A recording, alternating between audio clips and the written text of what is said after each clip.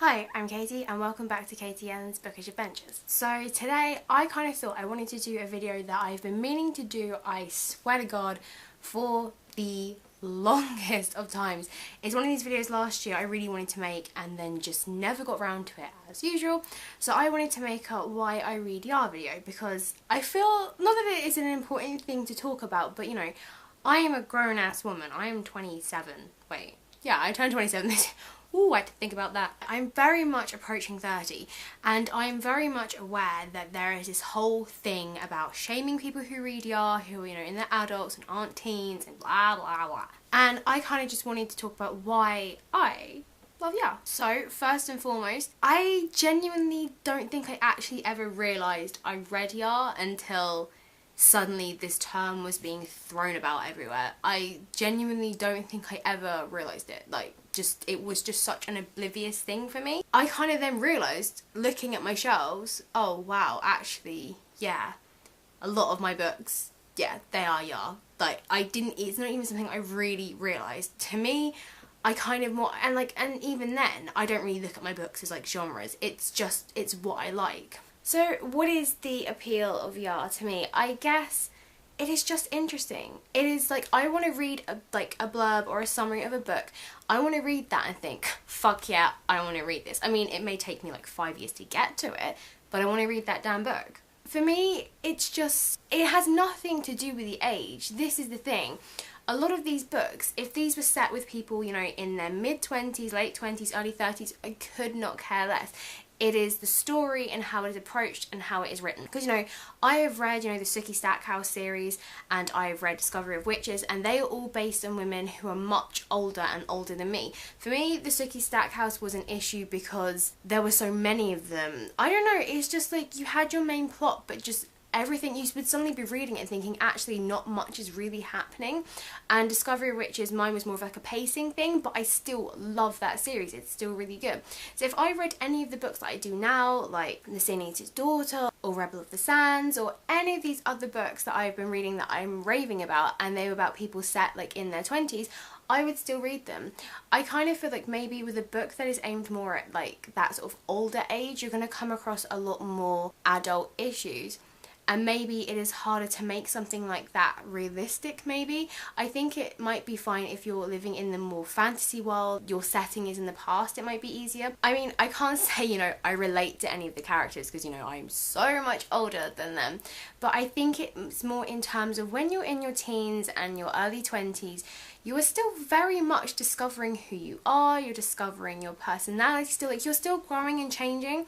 Whereas as an adult, you know, you're way past that point and you're likely not to have much character develop in an adult as you will in someone who is younger. So the kind of YA that I read is, it is a very fantasy based, very sci-fi based. And that's what I love about YA, is that it is just like, for me, it's like a big ass umbrella and then you just got all these other strands that come off. There is so much, like, there's such a vast world, you know, you've got contemporary and modern, you know, sci-fi, fantasy, horror. There are so many avenues that you can wind yourself down.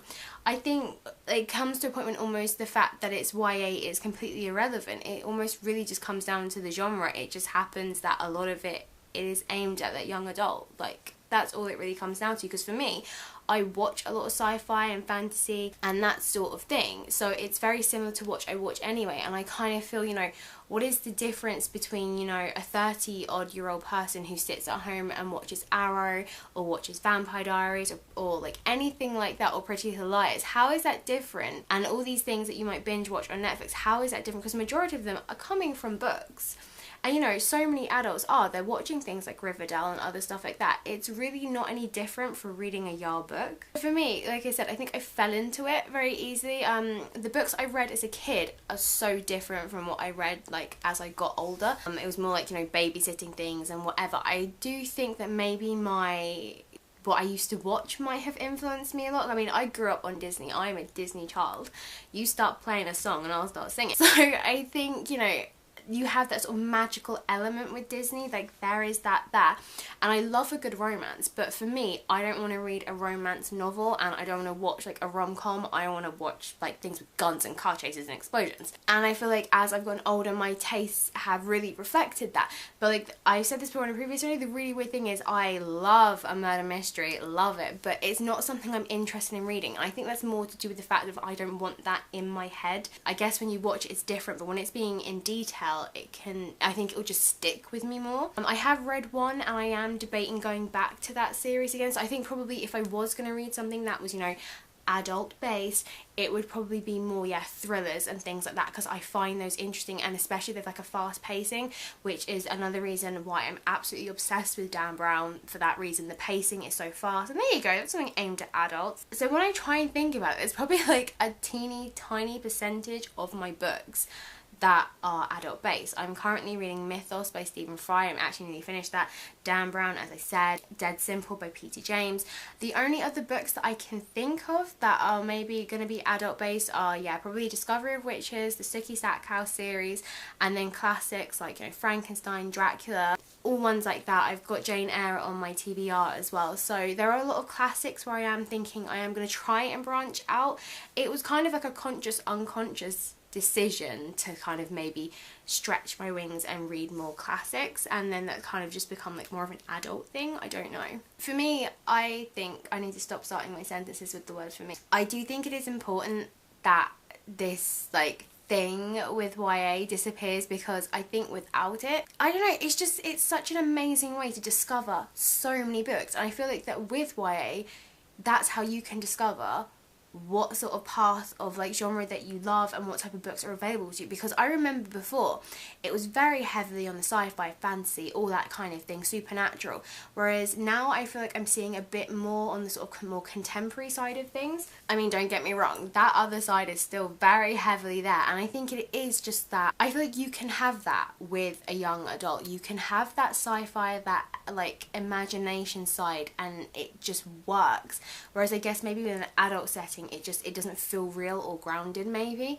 but it kind of seems sort of okay and accessible for someone younger to have that kind of real, just complete reimagining of everything, and to become like the chosen one, and to have to go on all these adventures and to save a kingdom and all that stuff. And I know sometimes it can seem quite ridiculous if they get drawn into a world of like politics and all this stuff, and they're like, and you know, they're 16. But with so many books based in the past, responsibilities of a 16-year-old are very different to the responsibilities of a 16-year-old now. I just love that so many of VR books are like, they're just so immersive, like you literally just can lose yourself in them, which is what I mean when I read the back of, you know, back of a book. I want to read it and think, holy crap, I can't wait to fall into this. Like, yes, that's what I want from a book. I want it to just fall head first through the pages and just be like, oh my god, this is amazing. I don't want to read it and think, I mean, maybe it might be good, I could give it a try.